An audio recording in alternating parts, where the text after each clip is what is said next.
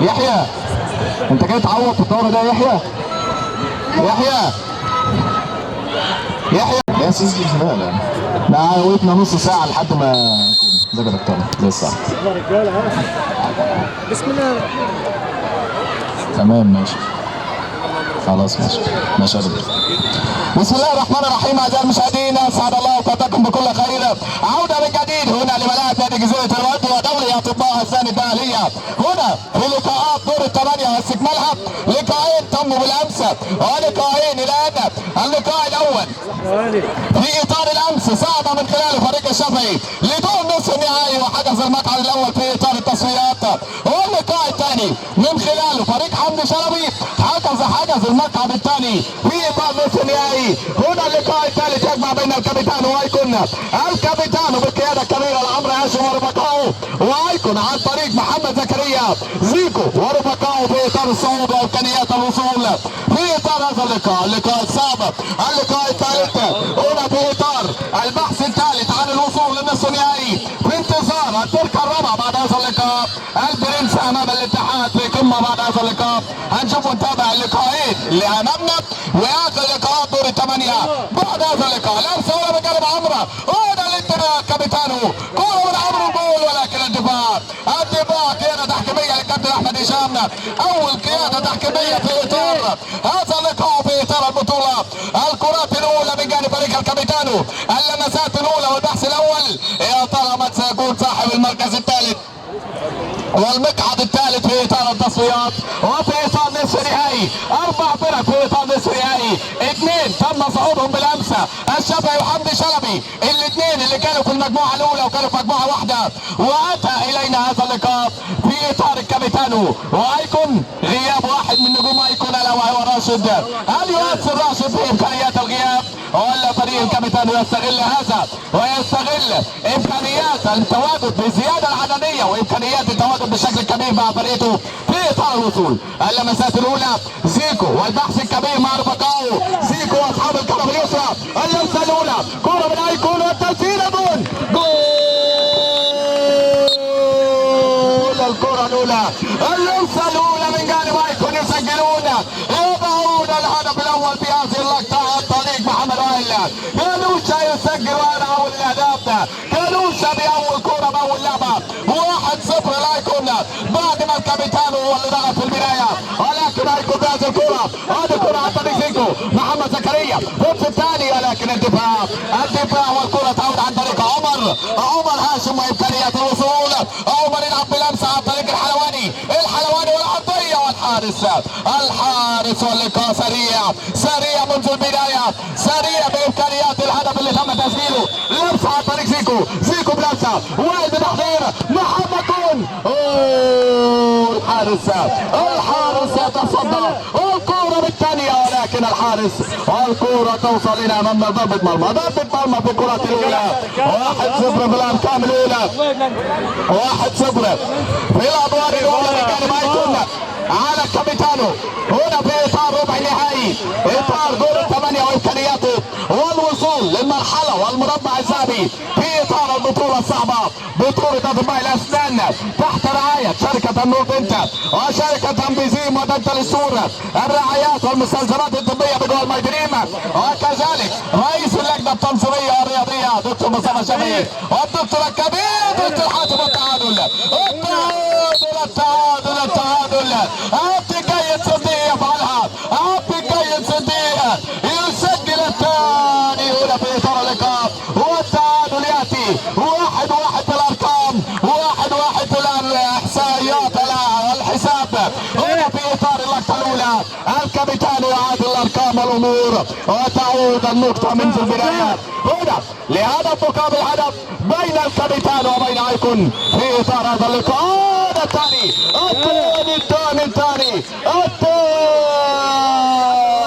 هنا بهذه اللقطة هذا الهدف الثاني من جانب ايكون. ياتي ايكون بسرعة يرد ايكون بامكانيات السرعة هنا في هذه اللقطة ويسجل الهدف الثاني لمصلحة ايكون.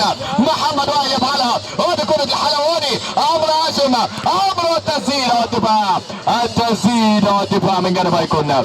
ايكون سجل البداية، الكابيتان عاد للنتيجة. ايكون يسجل من ثاني بعد فرصة، بعد لقطة اولى، بعد التسجيل ليسجل هدف ثاني وامكانيات ثانية، وتصبح النتيجة 2-1 في الارقام، 2-1 في اطار الشوط الاول الكبير.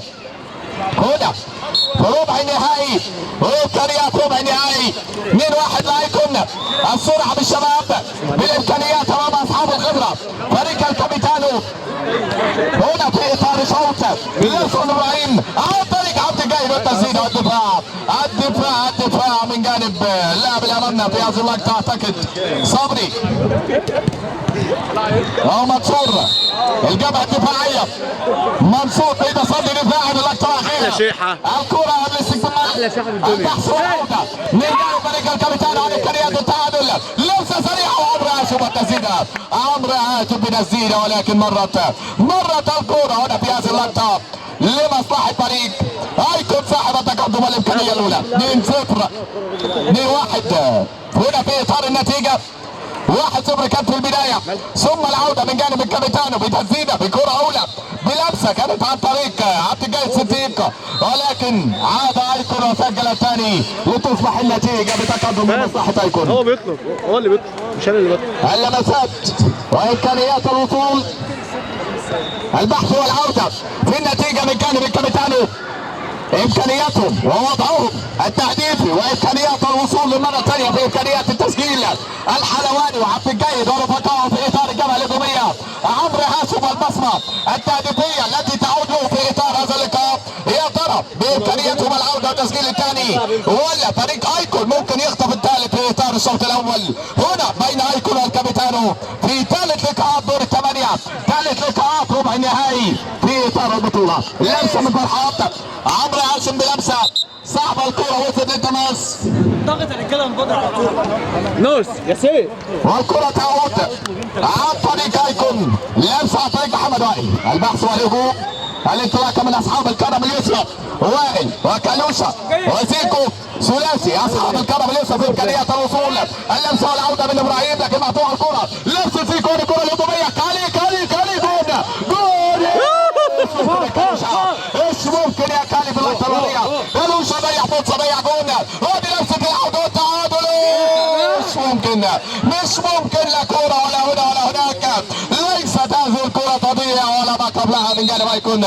فرصتين ضاعوا، ما كانش يعني قدامهم الا كده، كان ممكن يسجلوا في الشباك، سواء فرصه ايكون الصريحه على المرمى اللي استلمت في العرضه بشكل غريب من جانب كالي، يعني مش ضاع فرصه هنا للتسجيل، في الجهه المقابله ضاعت فرصه للتسجيل والعوده والتعادل. الكره اتت هنا في هذه اللقطه لمصلحه فريق الكابيتانو. رمي تمس الكره بسرعه من جانب ابراهيم، تصل عن طريق وائل ورفقائه، امكانيات الوصول مره ثانيه في بحث عن هجوم، لمسه وعوده من جانب منصور، الثلاثيه لم تكتمل، محمد فرحات في الحراسه يلعب كره بلمسه، وهذه تراكب ابراهيم، ولكن حارس المرمى فيليكس هنا في هذه اللقطه. هنا الكره تصل عن طريق عمر، اللمسه لمن؟ اللمسه للدفاع، كره من منصور المنطقه الدفاعيه، تصل عن طريق علي يلعب الكره احمد وائل فيكو تسديده، ولكن فرحات بالتصدي هنا في هذه اللقطه، فرحات في كره بعد لمسه بعد تسديده، ولكن الكره عادت للمنطقه ايكون ولسيطره ايكون وامكانيات ايكون. 2-1 النتيجه على الكره، التسديده هنا خارج الاطار، التسديده بعيده، وتصل الكره هنا في هذه اللقطه لمصلحه فريق الكابيتانو. 2-1 نتيجه احداث الشوط الان، 2-1 في اطار الارقام، 2-1 لمصلحه ايكون امام الكابيتانو. امكانيات العوده بجانب الكابيتانو، ودخول الجول، جول والثاني هنا، والتعادل يعودون بالتعادل، يسجلون التعادل عن طريق شعبان بنفس الطريقه امام عبد الجليل صديق، يسجل التعادل، وهذا ماتش الثالث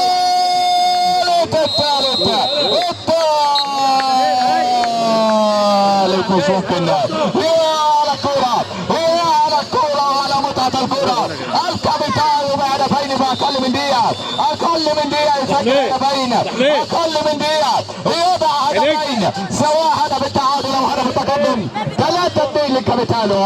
قرأت الارقام، سمعت النتيجه اصبحت 3-2 لمصلحه الكابيتانو. تابع معايا بعد ما كان الكابيتانو متاخر بهدفين مقابل هدف، الان متقدم ب3 مقابل 2 في اطار الارقام واطار التسجيل. 3-2 يا ساده. الارقام اصبحت للكابيتانو في شوط اول سجل به 5 اهداف حتى الان في اطار ربع النهائي. انطلاقه شعبان، الخبره والمهاره من الشباب، ولكن الكوره للتماس لمصلحه ايكون. كوره وتماس ايكون وامكانيات عوده، امكانيات الوصول، البحث من جانب الاثنين. هل من جانب ايكون امكانيات العوده بعد ما كان متقدم بالنتيجه سواء بالهدف الاول او الثاني؟ هنا تقدم الكابيتانو واصبح هو صاحب التقدم للمره الاولى هنا في الشوط الاول، وتصبح النتيجه 3 اهداف مقابل هدفين. كوره وعوده ولمسه وامكانيه وصول الكوره من جانب لاعبي فريق ايكون عن طريق كاليشا. لمسه للحارس فيلي صبري يلعب لمسه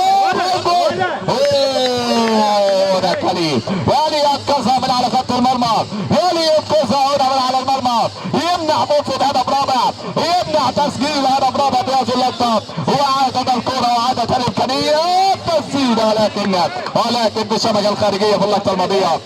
الكره والنتيجه ما زالت 3-2 في الارقام. الكابيتانو متقدم، الكابيتانو بعد ان كان متاكد بالنتيجه عاد في اقل من دقيقتين. ايكون هل بامكانه العوده؟ هل بامكانه العوده؟ يرسل الحلواني يصرها، ولكن عدد الكره لعمرو بلمسه، الكره من منصه، ولكن هنا الكره للدفاع وتاتي برمي تماس مصلحه الكامي. كاد التسديده التسديده من مرمى للحلواني، طالت على الحلواني في اللقطه الماضيه، كان ممكن يسدد، كان ممكن يضعها التسديد بشكل افضل. هنا الكره، هنا اللمسه من جانب الكابيتانو عن طريق السيد يعود بكاس الفرحات محمد باللمسه، محمد بامكانيات الوصول. كرة تعود عن طريق اللاعب اللي امامنا عمرو هاشم، تحضير للخلف بلمسه من جانب لاعبي فريق الكابيتانو.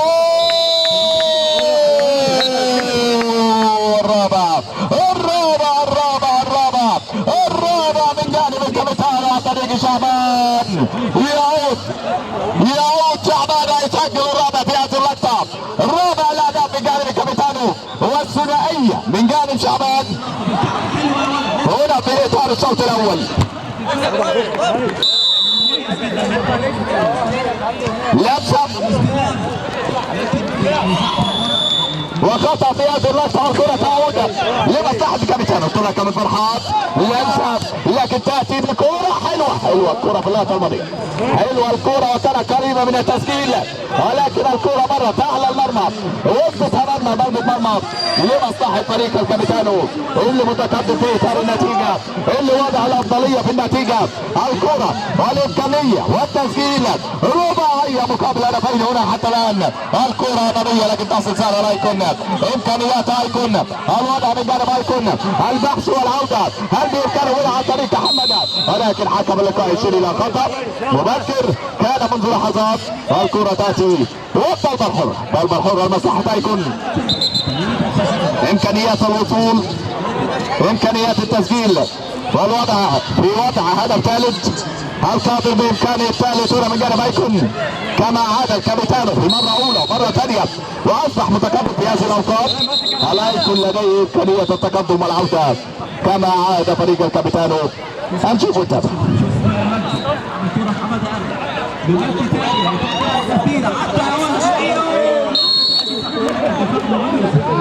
الكرة واللمسة، تعود الكرة التسديدة لكن بعيدة التسديدة في اللقطة الأخيرة، وتصل الكرة مرة ثانية لمصلحة فريق الكابيتان.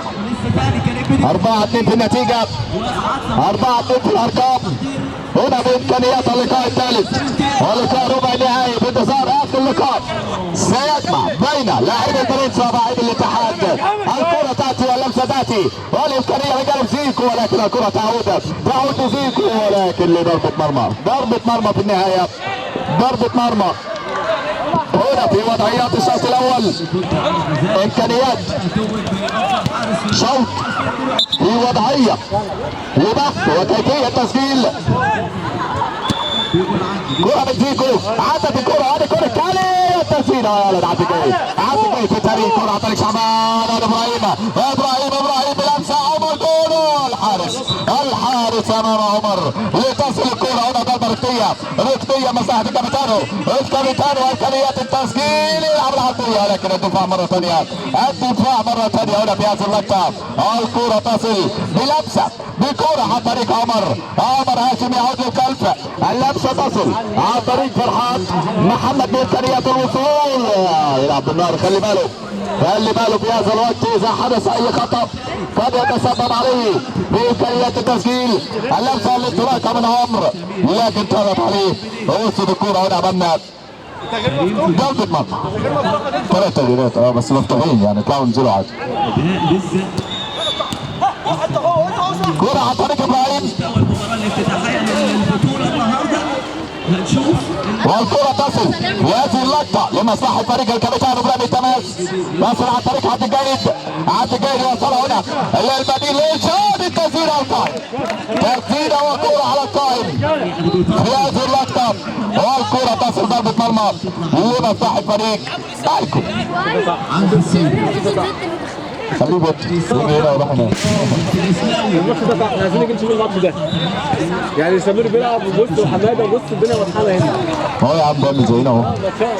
علي التاني. شوية أول مرة أشوفه. أنا بحسبه مصطفى والله. نفس الكلام بتاعه. أهو نفس كلام مصطفى بالظبط.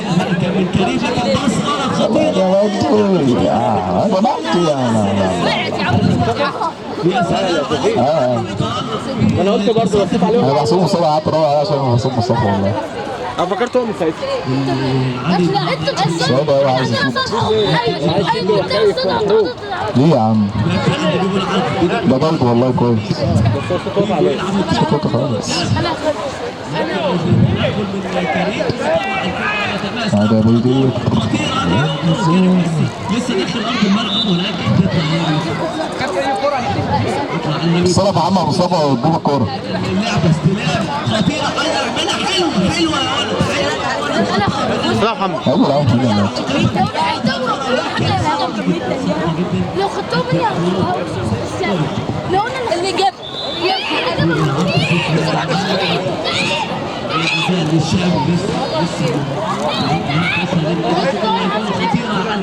علي يلعب بالنار. علي والضغط لسه من سمير، ولكن لسه الكرة تطلع. هبي ولا في دفع؟ هنشوف. شوف طرف لسه الكرة داخل ارض الملعب، خطيرة تصويبة ممكن هي تفكيرات ويلعبها بالعرض في الاخر يعني ضربة المرمى. شوف علي غزال، علي يلعب الكورة لسه تاني من ناحية اليمين، كورة عالية ولكن بدون صفحت كورة المجد. شوف كورة العقد من ناحية اليمين، كورة عند الكورة كريم بدير. عم بيقول لك عفوا يا تيجو دفاع من الصوت كان مميز. الكورة عند علي غزال، لسه الكورة تاني قطع خطيرة. سمير بيليا ممكن الهدف الأول، لكن كان الدفاع مميز. دفاع مميز في الكورة اللي فاتت. الكورة دي ما بتهاجمش ولا ايه؟ ادي الكورة تاني لسه ورا. يا جزار عند مجدي لسه الكرة اللي تاني اللي ترجع عودة مرة ثانية هنا في إطار اللقاء وإمكانيات الوصول ما زالت باحثة من جانب فريق أيكون. كرة تصل للتماس، لم يكن بإدراكه أن المنطقة خالية. عادت مرة ثانية بإمكانيات الوصول، إمكانيات البحث القائم ما زال. كرة من وائل اللمسة، ولكن تعود الكرة بلمسة بكرة عن طريق أيكون. كرة بجانب ايكون على امكانيات الوصول التسديد الثالث ولكن فرحات بلمسة قدم فرحات بكرة قدم منع منها الهدف الثالث من جانب ايكون. الكرة تعود والنتيجة ما زالت 4 أهداف مقابل هدفين هنا بين ايكون وبين الكابيتانو في التقدم والوضعية الافضل ينسى لكن طالت الكرة من الحلواني خطيرة لسه لكن وتصل الكرة هنا في هذه اللقطة لمصلحة الفريق ايكون الامكانية والوصول والوضعية والدفاع من جانب الكابيتانو. هل بامكان الكابيتانو الحفاظ على الفارق هدفين في اطار الشوط الاول قبل ان ينتهي ولا فريق ايكون يكون له كلمة يكون له رد فعل في امكانيات العودة اللمسة والكرة فرحات بلمسة كرة عن طريق ابراهيم ولكن صعبة الكرة في اللقطة الأخيرة. كرة تصل للتماس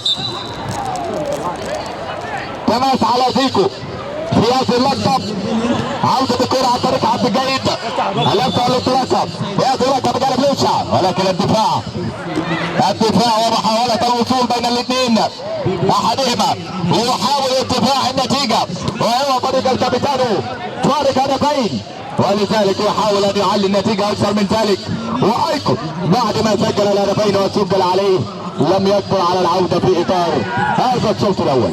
لمسة من الحلواني عبد الجيد بلمسة لوشا ترجع لفرحات لوشا الانطلاقه والمساحه يرجع لعبد الجيد اللمسه عبد الجيد يوصل ابراهيم انطلاقه سريعه نفس الجول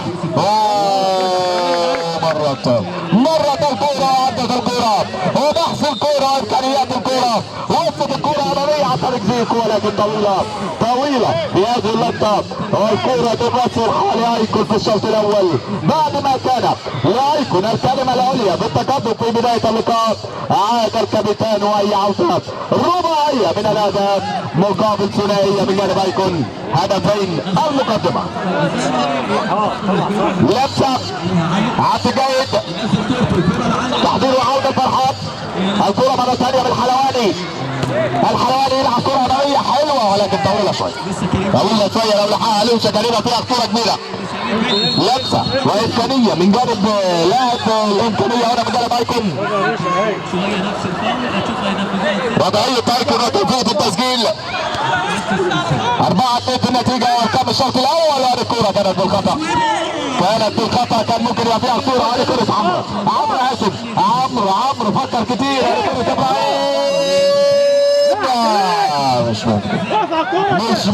مش ممكن امامه فرص كتير كان ممكن ينهوا امور الشوط الاول بارقام كبيره وكان ممكن ينهوا التقدم والصعود بعد هذا الشوط ولكن ربما يعاقبون ربما لديهم امكانيات العوده من جانب ايكون ان يعاقب الكابيتانو وهذه الكوره والصوفيه الركبيه ولا مرمات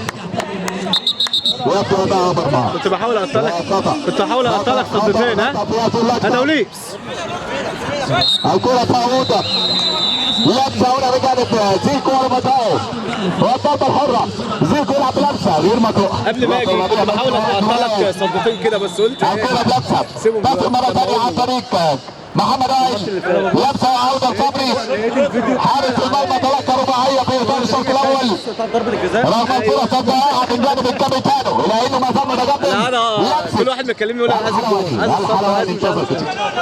انتصر رغم ان هناك ثلاثة لعيبة في القائم الاولاني وبامكانيات الوضع الاول في اطار الهجوم لمسة امامية حلوة ولكن التامين الدفاعي احلى والكرة تعود في الهجوم ولكن هذه الكرة لعمرو هاشم السيطرة والبحث عن كرة حلوة باللمسة والكرة وجول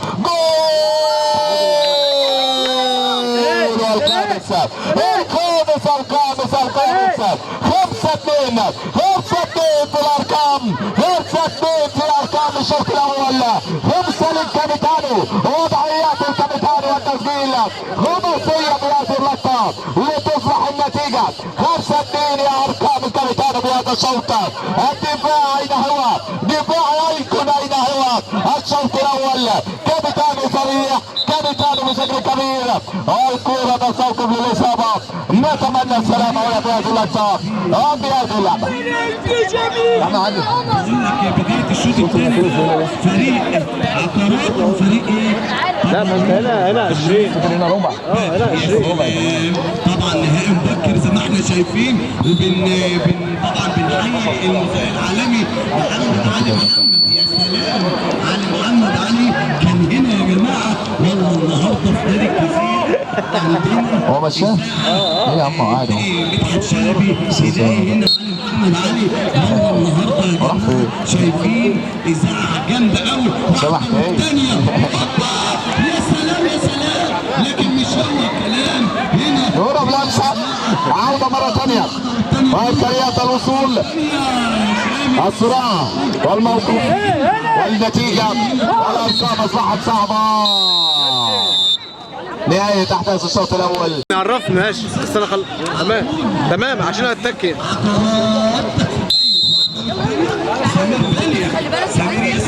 نبدأ مرة ثانية أعزائي المشاهدين متابعة أحداث الشوط الثاني.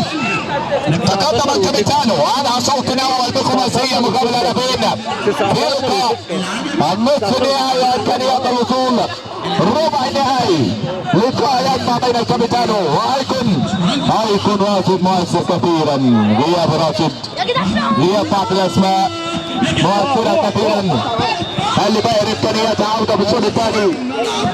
الباهر يشارك ويضع وضعيات الأفضل في إمكانيات الوصول. أيكون وفرص العودة الكبيرة. أيكون أمامه شوط طويل ولكن النتيجة صعبة وكبيرة لذلك يحتاج إلى مجهود العودة. 3 أهداف فارق. هل يكلفها في هذه الهجمة؟ الكرة والمتابعة عن طريق وائل محمد وائل والتسديد ولكن فرحات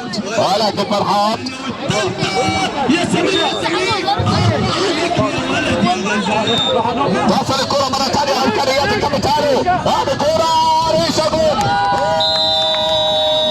السادس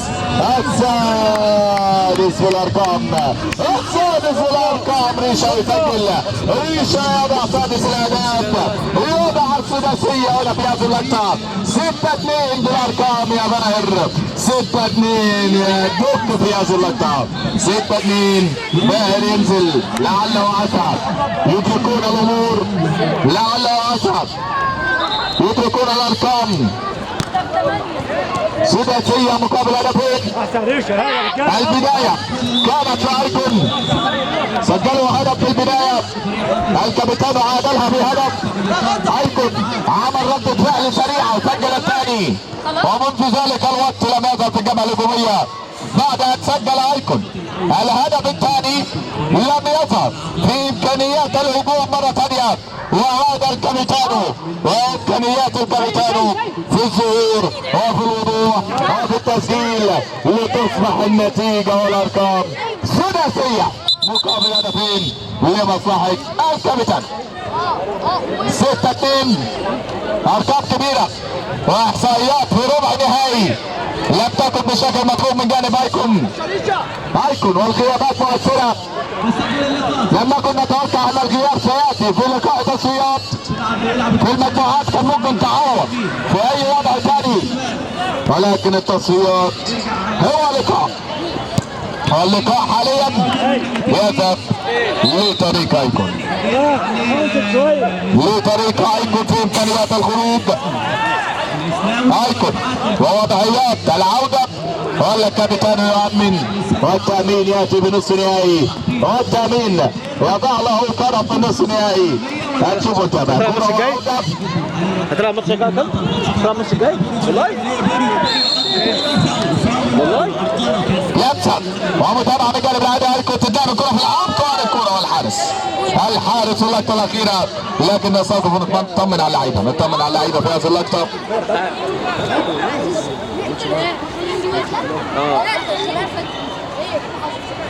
الشافعي واقف على الفاول.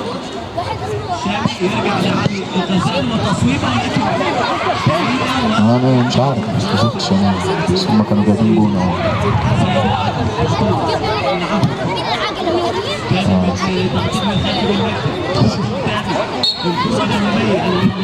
كان طيب بقى.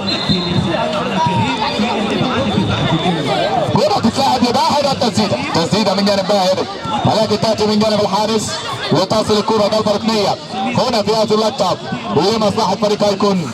ايكون تحت الضغط بسبب النتيجه، الفارق 4 اهداف يا ايكون. اين كنت في الشوط الاول وبدايات الشوط الثاني؟ وما يزال الكابيتانو في امكانيات الوصول ووضع قدم للصعود. هذه كرة من جانب ابراهيم ولوشا بلمسة ولكن الحارس. النتيجة ما زالت 6-2 في الارقام. شعبان وعبد الجيد والعرضية تاتي من الدفاع، لمسة من جانب الدفاع لتصل مرة ثانية، لمسة عن طريق لوشا، هذا ريشة واللمسة عن طريق عبد الجيد وصل لشعبان، عودة للخلف للحلواني. النقلة الثانية تعود من جانب لاعب الكابيتانو. 6-2 في الارقام، فارق 4 اهداف. هي ليس بالسهل على ايكون. اللقاء القادم بين البرنس والاتحاد، اصحاب البطولة الماضية امام الاتحاد المتحدي بعد هذا اللقاء. سامع ولا ايه؟ ها؟ كلمك بعد ما اخلص؟ كريم بدير من ورا لسه كريم بدير. تصويبه حلوه ولكن ماشي. دفاعيه من يوسف من سدع. يلعب الكره ثاني مجدي من ورا، مجدي لسه ثاني، مجدي من ناحيه الشمال. لمسة متابعة مرة ثانية، كرة من جانب الكابيتانو فرحات بيلعب في نص الملعب في اللقطة الأخيرة. لمسة عن طريق الحلواني، يوصل لفرحات، فرحات تلعب بلمسة ابراهيم لكن لم تكتمل، تصل الكرة لمساحة ايكون، الكرة السريعة ولكن الحلواني في سيطرة عليها ويوصلها في اللقطة الأخيرة. هنا عملنا لمصلحة فريق ايكون، كرة لمسة الانطلاقة الباصة لكن ابراهيم وصلت شعبان وحكم اللقاء قريب يعطي ضربة حرة لمصلحة فريق ايكون. كرة من جانب ايكون، اللمسة والانطلاقة، هذه المرتدة، هذه الكرة سريعة ابراهيم وكرة سريعة ريشة، يوصل الحلواني واللمسة ولكن الكرة تصل للتماس، التماس لمصلحة فريق ايكون في هذه اللقطة. هلا ايكون عودة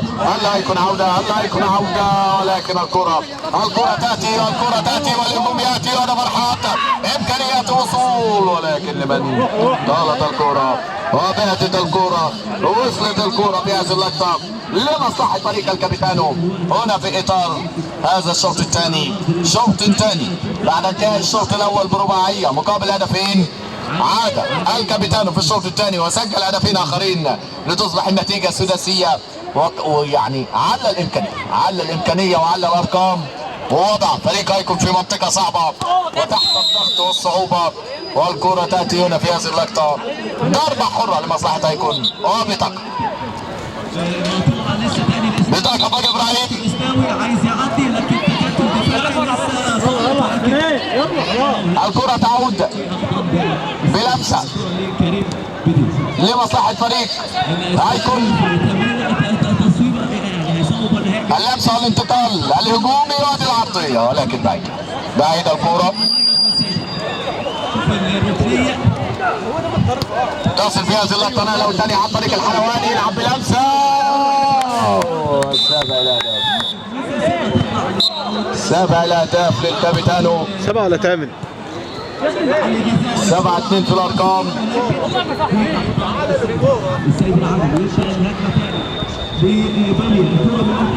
نتيجة يعني صعبة لم يكن أحد يتوقع أن يكون ايكون في لقاء صعود يلعب يعني ربما أقل لقاءاته في الأداء. 3 لقاءات اللي لعبهم في المجموعات كانوا أصعب يعني مما تتوقع من جانب ايكون، كانوا بيلعبوا كورة كبيرة وإمكانيات كبيرة، ولكن النهارده في اول لقاء التصفيات بالنسبه له يعني ما جاش بالشكل المطلوب. كوره بلمسه الحلواني وادي اللمسه وطالت الكوره، حتى يعني هو ظروف لقاء غياب بعض اللاعبين المؤثرين على راسهم طبعا راشد، وبالتالي الامور بقى بمن حضر يعني بكام لاعب المتواجدين، وبالتالي المأمورية صعبة أمام الكابيتانو اللي أعتقد سير اللقاء بالشكل المطلوب بالنسبة له. مشى اللقاء زي ما هو عايز فريق الكابيتانو. كرة بلمسة بتلعب الكورة، الهدف أتى. الهدف الثامن في هذه اللقطة.